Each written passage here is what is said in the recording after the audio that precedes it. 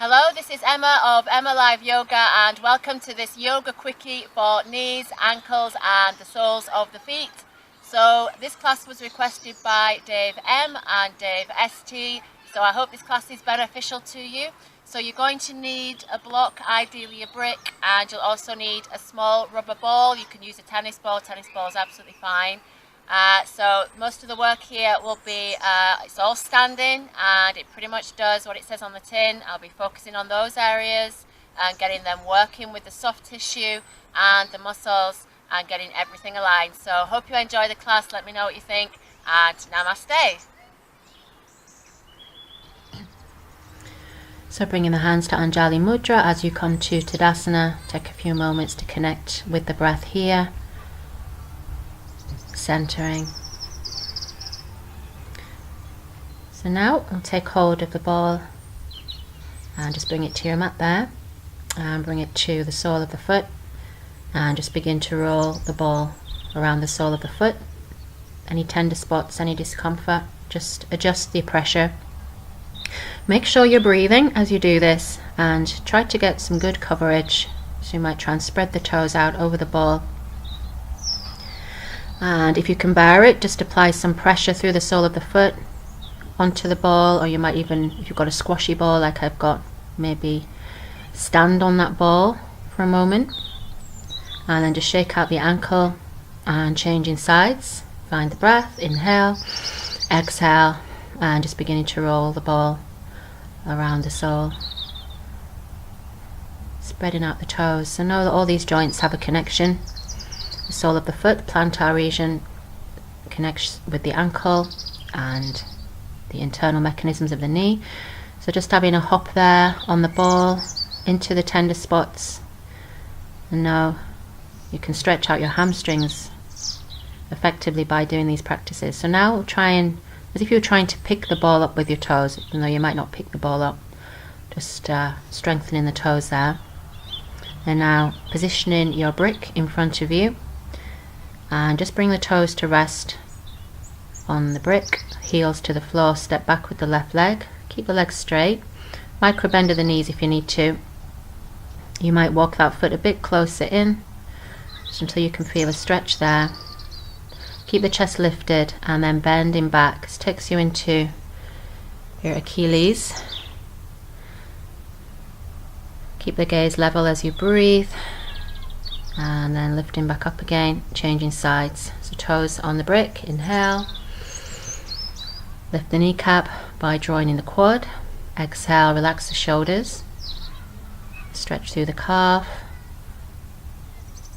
And then you might introduce a bend. Both knees there.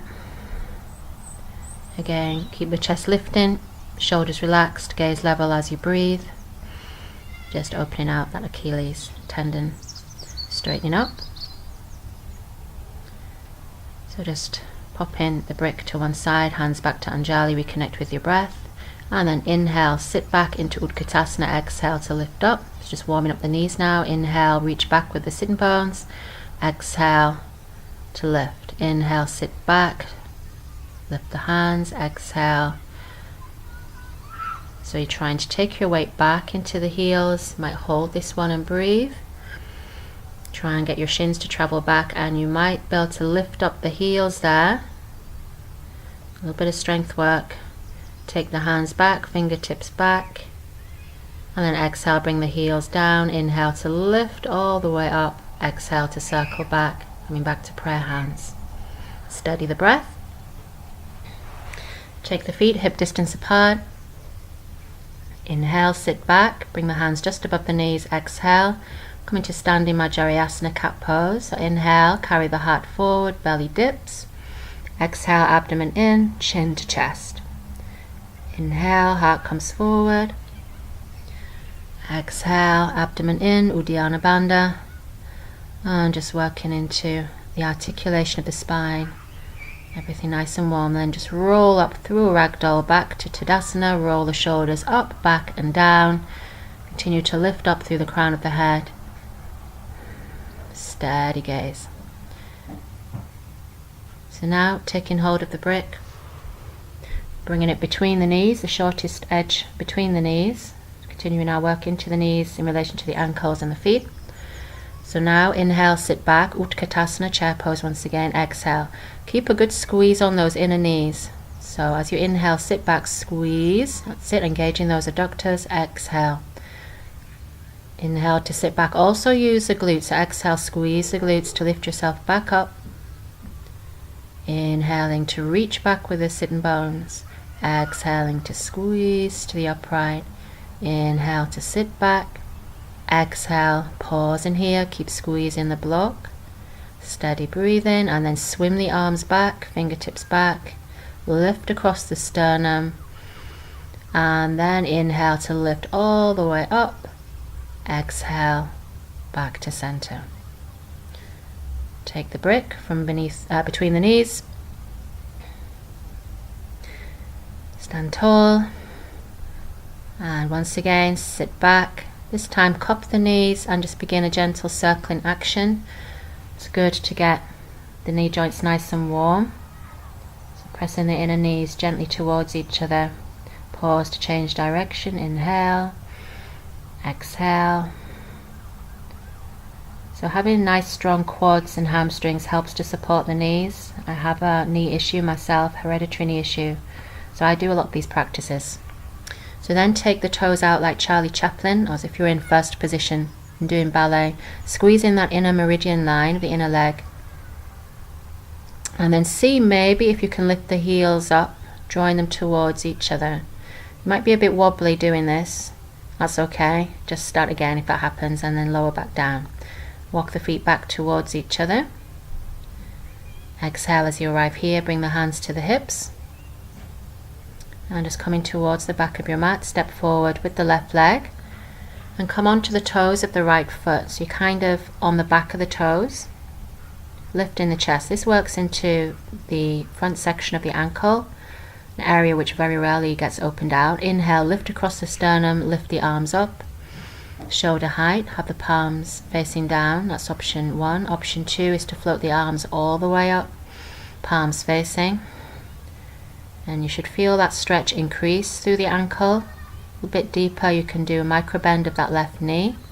See how that feels. And then exhale, hands back to the hips. Rock your weight back. Hamstring and calf stretch, hands just above the left knee as you peel those toes back. Keep the back long. And we change sides. Hands to the hips. Step forward with the right leg on the inhale. Exhale. Come on to the top of the toes of the left foot. Again, breathe into any resistance, any stiff areas you might feel there. Keep lifting the collarbones, the heart space. Remember your options here, so you can float the arms up to shoulder height, or you might float the arms all the way up, have the palms facing. Make sure those toes stay in contact with your mat. Keep breathing into all those sensations. And again, you might micro bend that right knee, just gives you a little bit extra into that stretch. But then rocking the weight back, taking this to a hamstring calf stretch. Hands just above the right knee as you peel the toes back. Keep the back nice and long. Exhale. And stepping back. Hands back to Anjali Mudra. Steadying the breath. So taking hold of the brick once again, this time bring it in between the feet, hook the inner feet towards the brick, and then inhale, sit back into Utkatasana. Exhale, bring the forearms to rest just above the knees, and just keep everything parallel. Now you might bring the fingertips down, but keep sitting back, but then you can begin to float the sitting bones up, and you're working towards opening out the backs of the legs, but as you can see, trying to keep the back long. So the brick just gives you an alignment there. So then you can bend the knees again, keep that alignment, knees level with the ankles, everything parallel, into a deep Utkatasana. If you need to be higher, that's fine. Keep that contact with that brick, steady breathing, building strength here. Again, swim the arms back, and then inhale to lift all the way to the upright. Exhale, coming back to center.